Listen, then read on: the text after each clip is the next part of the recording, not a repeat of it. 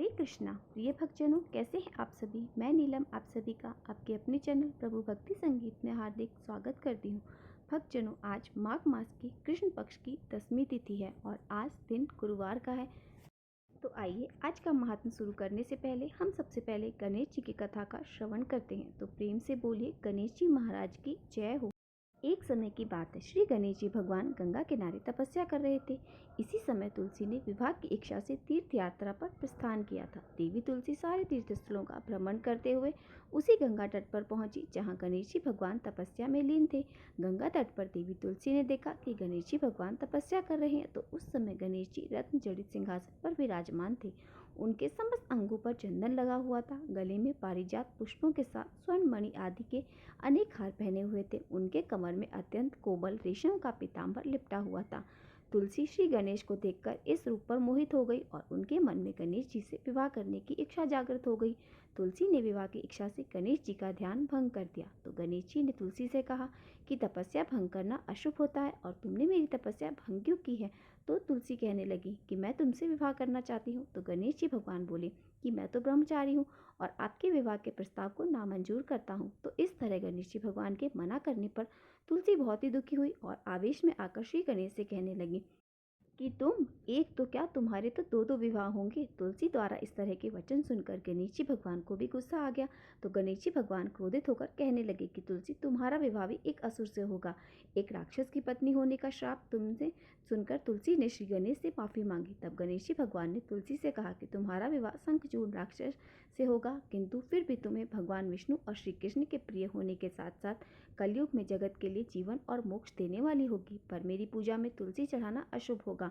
तभी से कहा जाता है कि भगवान श्री गणेश जी की पूजा में तुलसी वर्जित होती है। आइए अब हम सुनते हैं माघ मास के महात्म का आगे का अध्याय। श्री सूची महाराज यहाँ पर वशिष्ठ जी से वार्तालाप कर रहे हैं। श्री सूची कहने लगे कि पूर्व काल में त्रिशंकु नाम से प्रसिद्ध एक सूर्यवंशी राजा थे। वे महर्षि वशिष्ठ के शिष्य थे और सदा यज्ञ याग आदि किया करते थे। उन्होंने अपनी प्रजा को पुत्र की तरह पालन किया था। एक दिन रात सभा में बैठे हुए मुनिवर वशिष्ठ जी ने राजा से बड़ी विनयपूर्वक कहा कि भगवान, अब मैं ऐसे यज्ञ के द्वारा भगवान जी की आराधना करना चाहता हूँ जिससे इस शरीर के साथ ही स्वर्गलोक में शीघ्र जाना संभव हो सके। वशिष्ठ जी कहने लगे, राजन, ऐसा कोई यज्ञ नहीं है जिसके द्वारा इस शरीर से मनुष्य स्वर्ग में जा सके। स्वयंभू ब्रह्मा जी ने जिन अग्निष्टोम आदि यज्ञों का प्रतिपादन किया है, उनके करने पर भी दूसरे ही शरीर से स्वर्ग की प्राप्ति होती है। त्रिशंकु बोले, प्रभु, यदि इसी शरीर से स्वर्ग की प्राप्ति कराने वाला यज्ञ आप मुझसे नहीं करा सकते तो मैं किसी दूसरे ब्राह्मण को आचार्य बनाकर उस यज्ञ का अनुष्ठान करूंगा और इसी शरीर के साथ स्वर्ग को जाऊंगा। श्री सूत जी कहते हैं कि त्रिशंकु का यह वचन सुनकर महर्षि वशिष्ठ जी ने हंसते हुए कहा, पृथ्वीनाथ, आज ही ऐसा यज्ञ कीजिए, मुझे कोई आपत्ति नहीं। तब राजा वशिष्ठ मुनि को प्रणाम करके उस स्थान पर गए जहाँ उनके 100 पुत्र रहते थे। उनके सामने श्री राजा ने अपना वही उद्देश्य रखा। तब उन्होंने भी वही वर दिया जो वशिष्ठ जी ने कहा था।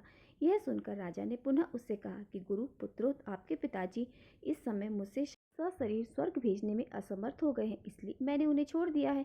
अब मेरे पुरोहितों वो नहीं रहे और अगर आप भी मुझसे वैसा यज्ञ नहीं करवाएंगे तो मैं आपको भी छोड़कर शीघ्र दूसरे पुरोहित का वर्ण कर लूंगा। यह सुनकर वे सभी गुरु पुत्र कुपित हो गए और कठोर वाणी में बोले, पापी, तूने हिताशी गुरु का त्याग किया है, इसलिए तू सभी लोगों के द्वारा निंद चांडाल हो जा। उनका यह एक वाक्य पूरा होते ही राजा त्रिशंकु उसी क्षण विकृत और विकराल शरीरधारी चांडाल हो गए। अपने आप को विकृत चांडाल के रूप में देखकर राजा को अब बड़ी लज्जा हुई, तो वे दुखी होकर इधर उधर घूमने लगे। सोचने लगे कि मैं क्या करूं, कहाँ जाऊं, किस प्रकार मुझे शांति मिलेगी। मैं जलती हुई आग में समा जाऊं या फिर विष खा लूं कि इस उपाय से आज ही मेरी मृत्यु हो जाए। ऐसे घृणित शरीर के द्वारा उन स्त्रियों को मैं कैसे देखूंगा जिनके साथ वैसे दिव्य शरीर से मैंने कीड़ा की है। इस प्रकार शोक करते हुए राजा ने रात के समय अपने नगर में प्रवेश किया और फिर राजद्वार पर ठहर कर मंत्रियों सहित पुत्र को बुलाकर शाप संबंधी सारी बातें बता दी। दूर खड़े हुए राजा का यह वचन सुनकर वे मंत्री और पुत्र भी शोकमग्न हो रहकर रोने लगे। तब राजा ने अपने मंत्रियों से कहा कि अगर मेरे प्रति तुम्हारे हृदय में अविचल भक्ति भाव हो तो अब मेरे पुत्र का मंत्री स्वीकार कर लो। मेरा बड़ा पुत्र हरिश्चंद्र मुझसे बहुत ही प्रिय है, इसलिए शांतचित्त होकर इसी को मेरे स्थान पर यथासंभव शीघ्र ही राजा बनाओ। मैं तो अब स्वयं अपने संकल्प को पूरा करूंगा या तो इसी प्रयत्न में प्राण दे दूंगा और सदैह स्वर्ग को जाऊंगा। ऐसा कहकर त्रिशंकु वन में चले गए। और मंत्रियों ने उसके पुत्र को राज सिंहासन पर बिठा दिया। श्री सूत जी कहते हैं, उसके बाद त्रिशंकु ने यह निश्चय किया कि इस समय त्रिलोकी में विश्वामित्र मुनि को छोड़कर दूसरा कोई ऐसा नहीं जो मुझे इस भयंकर दुख से बचा सके। मन में ऐसा विचार कर उन्होंने कुरुक्षेत्र को प्रस्थान कर लिया। वहां पहुंचकर वे विश्वामित्र जी का आश्रम ढूंढने लगे। इतने में ही दूर से उन्हें काले धुएं का पुंज दिखाई दिया और जल का स्पर्श आती हुई शीतल हवा ने उनकी सारी थकावट दूर कर दी। इससे जलाशय और आश्रम का अनुमान करके वे जल्दी जल्दी चलने लगे। थोड़ी ही देर में नदी के तट पर एक मनोहर आश्रम दिखाई दिया, जो चारों ओर से फूलों से और फलों से लदा हुआ था, और वृक्ष जो था वहां पर नीले नेवले, सर्प, उल्लू, कौओं के बिलाव, चूहों के और व्याघ्र नाना प्रकार के मित्र के साथ खेल रहे थे। उसी आश्रम पर पहुंचकर त्रिशंकु ने तपस्या के साथ निधान विश्वामित्र मुनि को देखा। उनका दर्शन करके दूर खड़े होकर अपने नाम का परिचय देते हुए उन्होंने मुनि को साष्टांग प्रणाम किया और कहा कि हे विप्र, मैं शाप से मुक्त होने के लिए संपूर्ण जगत के मित्र महर्षि विश्वामित्र की शरण में आया हूँ। सुनकर विश्वामित्र जी कहने लगे, राजन, तुम तो वशिष्ठ जी के यजमान हो। वशिष्ठ या फिर उनके पुत्रों का ही तुम्हारा यज्ञ कराना चाहिए, फिर उन्होंने तुम्हें श्राप क्यों दिया? तुमने उनका कोई अपराध किया था? तो त्रिशंकु कहने लगे, मुने, मैंने वशिष्ठ जी से ऐसा यज्ञ कराने की प्रार्थना की थी जिसके द्वारा मेरा इसी शरीर से स्वर्गलोक में जाना संभव हो सके, और मेरी प्रार्थना सुनकर उन्होंने मुझे उत्तर दिया कि राजन, ऐसा कोई यज्ञ नहीं है जिससे देहांत ग्रहण किए बिना इसी शरीर में स्वर्गलोक जाया जाए। इस पर मैंने भी उनसे कह दिया कि अगर किसी उत्तम यज्ञ के प्रभाव से मुझे इस शरीर से के साथ स्वर्ग में लोक में नहीं पहुंचाएंगे तो मैं आज ही इस उद्देश्य की सिद्धि के लिए किसी अन्य ब्राह्मण को अपना पुरोहित बनाऊंगा। मेरा यह विचार जानकर वे कहने लगे कि जिससे तुम्हारा भला हो वही करो। तब मैंने भी उनके पुत्रों के पास जाकर वशिष्ठ जी के साथ की हुई सारी बातें कह दी। इस पर उन सब ने मुझे श्राप दे डाला और चांडाल की दशा में पहुंचा दिया। मुनिवर, तब मैंने ही मन के याद किया और बहुत दूर से बड़ी आशा लगाकर आपके पास यहाँ कुरुक्षेत्र में आया हूँ। मुने, आपके लिए त्रिलोकी में कुछ भी असाध्य नहीं है, इसलिए आप मुझे दुखी के निवारण का कोई उपाय अवश्य कीजिए। राजा त्रिशंकु की बात सुनकर विश्वामित्र जी कहने लगे, राजन, मैं तुमसे वैसा यज्ञ करवाऊंगा जिसमें क्षण भर में तुम स्वर्गलोक के चले जाओगे। आओ मेरे साथ तीर्थ यात्रा के लिए चलो, चंडालता से मुक्त होकर यज्ञ करने के योग्य हो जाओ। ऐसा कहकर विश्वामित्र जी त्रिशंकु को अपने पीछे पीछे आने का आदेश देकर तीर्थ यात्रा के लिए चल दिए। उन महात्मा के साथ तीर्थों में विचर हुए और त्रिशंकु का बहुत सारा समय बीत गया, किंतु वे पाप और लत से मुक्ति नहीं पा सके। क्रमशः यात्रा करते करते वे दोनों अपूर्ताचल अर्थात अबू के समीप आए। उस पर्वत पर चढ़कर उन्होंने पापनाशक अचलेश्वर का दर्शन किया। मंदिर से निकलने पर वहीं मुनि श्रेष्ठ मार्कंडे जी भी से भेंट हुई। विश्वामित्र जी को देखकर मार्कंडे जी ने पूछा, मुनिवर, इस समय आप कहाँ से आ रहे हैं और आपके पीछे यह कौन दिखाई देता है? तब विश्वामित्र जी बोले, मुने, यह राजाओं में श्रेष्ठ त्रिशंकु है। वशिष्ठ के पुत्रों ने क्रोध करके इन्हें चांडाल की दशा में पहुंचा दिया। मैंने इनसे प्रतिज्ञा की है कि जब तक तुम पवित्र नहीं हो जाओगे तब तक मैं तुम्हारा साथ इसी तरह तीर्थों में भ्रमण करूंगा। मैंने पृथ्वी के सभी तीर्थों और मंदिरों में भ्रमण कर लिया, परंतु यह तो अभी तक पवित्र नहीं हो सके, इसलिए अब मैं इसे पृथ्वी को त्याग कर कहीं अन्यंत्र चला जाऊंगा। श्री मार्कंडे जी, अगर ऐसा है तो आप इस पृथ्वी को त्याग कर कहीं मत जाइए। इस पर्वत से नैऋत्य कोण में आनंद देश के भीतर एक स्थान है जहाँ श्रेष्ठ देवताओं ने पहले स्वर्णिम शिवलिंग की स्थापना की थी। पाताल में जो हाटकेश्वर लिंग स्थित है उसी के नाम पर इस शिवलिंग को भी लोक में हाटकेश्वर कहते हैं। हे ब्राह्मण, वहीं पाताल गंगा का जल है जो रसातल से प्रकट हुआ है। उसी के द्वारा यत्न पूर्वक पाताल में प्रवेश करके श्रद्धा पूर्वक आप लोग पाताल गंगा के जल में स्नान करें। उसके बाद यह त्रिशंकु हाटकेश्वर का दर्शन करके चांडाल से मुक्त और शुद्ध हो जाएंगे। मार्कंडे जी के वचन सुनकर विश्वामित्र मुनि त्रिशंकु को साथ लेकर वहां गए और फिर पाताल में प्रवेश करके राजा को पाताल गंगा के जल से नहलाया। स्नान करने के बाद हाटकेश्वर का दर्शन करके वे चांडाल से मुक्त होकर सूर्य के समीप तेजस्वी हो गए। निष्पाप होकर त्रिशंकु ने मुनिवर विश्वामित्र को प्रणाम किया।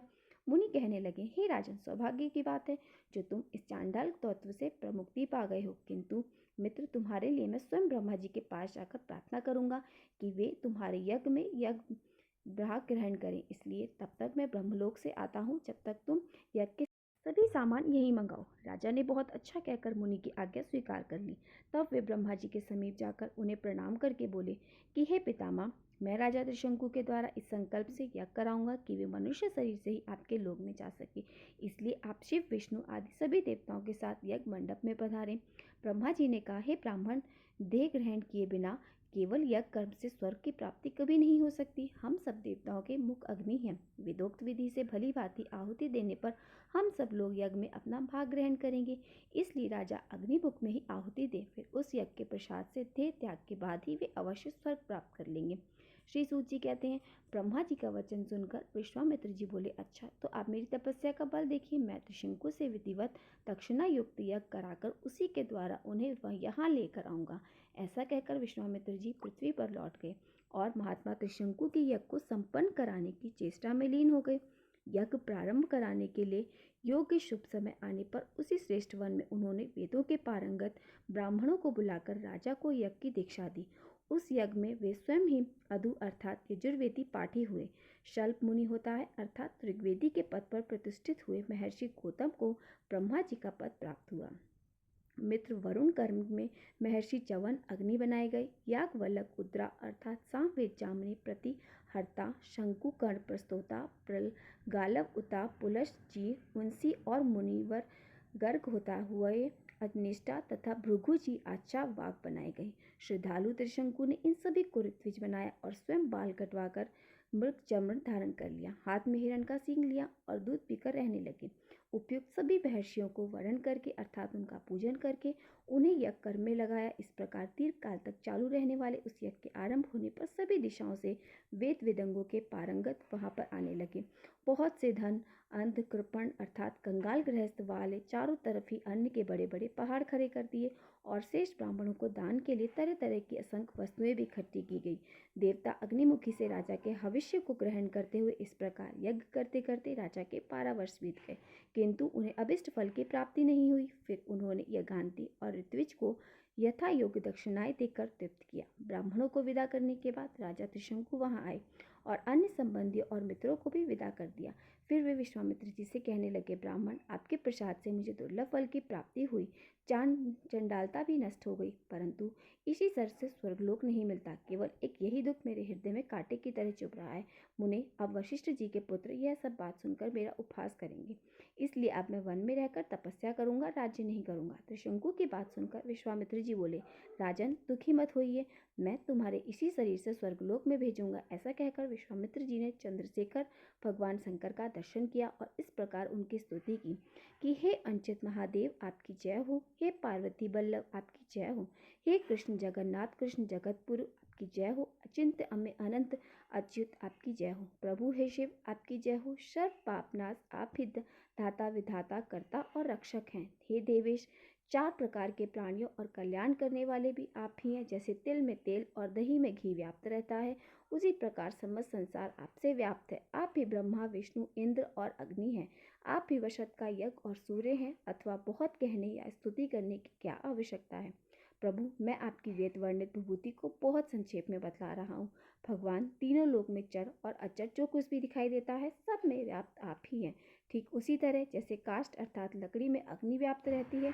श्री भगवान बोले, मुने तुम पर बहुत मैं प्रसन्न हूँ, तुम वर मांगो। तब भगवान शंकर से विश्वामित्र जी कहने लगे कि हे महेश्वर, आपकी कृपा से मुझे इस संसार में सृष्टि करने का सामर्थ्य हो जाए। तथास्तु कहकर भगवान शिव अंतर्ध्यान हो गए, अर्थात उन्होंने जिस प्रकार ब्रह्मा जी को सृष्टि करने का आशीर्वाद प्राप्त था उसी तरह का आशीर्वाद विश्वामित्र जी को भी दे दिया। अब तो विश्वामित्र जी वहीं स्थित होकर ध्यान पूर्वक 4 प्रकार की सृष्टि करने लगे। इस प्रकार जल में प्रवेश कर सृष्टि चिंतन करने वाले विश्वामित्र जी जिन जिन वस्तुओं की सृष्टि की वे आज भी दिखाई देती हैं। उन्होंने समस्त देवगण, नक्षत्र, ग्रह, मनुष्य, नाग, राक्षस, वृक्ष युक्त लता, सप्त ऋषि और ध्रुव आदि सबकी रचना की और उन सबको अपने अपने कर्तव्य कर्मों में नियुक्त किया। तब आकाश में एक ही साथ 2 सूर्य और 2 चंद्रमा उदित हुए और अन्य ग्रह भी दुगने हो गए थे। सप्त ऋषियों सहित संपूर्ण नक्षत्र भी दुगने दिखाई देने लगे। इस प्रकार आकाश में सभी ग्रह नक्षत्र द्विगुण हो गए और एक दूसरे से स्पर्धा रहकर लोगों के मन में भ्रम उत्पन्न करने लगे। यही कारण है कि एक सृष्टि ब्रह्मा जी द्वारा रचित थी और दूसरी विश्वामित्र जी द्वारा। यह देखकर इंद्र सब देवताओं के साथ ब्रह्मा जी के पास गए और प्रणाम करके बोले, हे सुरश्रेष्ठ, इस समय विश्वामित्र जी ने सृष्टि रचना प्रारंभ कर दी है, इसलिए जब तक उनकी सृष्टि से ये संपूर्ण विश्व व्याप्त न हो जाए तब तक आप स्वयं जाकर उन्हें रोकिए। तब ब्रह्मा जी मुनिवर विश्वामित्र जी के पास गए और इस प्रकार बोले कि हे ब्रह्म ऋषि, तुम मेरे कहने से सृष्टि रचना का कार्य अब बंद करो।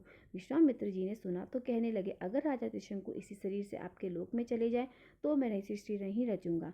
इतना सुनकर ब्रह्मा जी बोले कि हे मुनिवर, मुझे स्वीकार है, यह राजा त्रिशंकु इसी शरीर से मेरे साथ स्वर्गलोक में चले।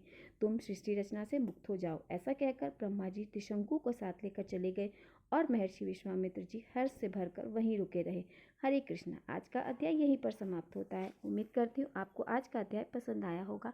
अगर वीडियो पसंद आई हो तो वीडियो को लाइक और मेरे साथ जुड़े रहने के लिए चैनल को सब्सक्राइब कर लीजिए। मिलते हैं आपसे अगली वीडियो में। हरे कृष्णा।